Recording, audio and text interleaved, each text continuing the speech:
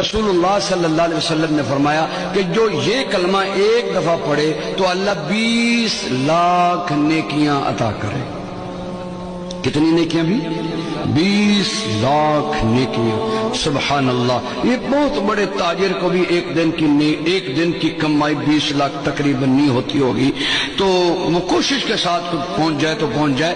یہ 20 لاکھ، آپ کتنے خوش قسمت ہیں.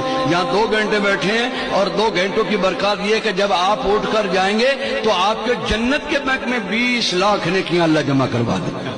وہ کلمہ کیا ہے؟ سارے پڑھیں. بسم اللہ الرحمن الرحیم.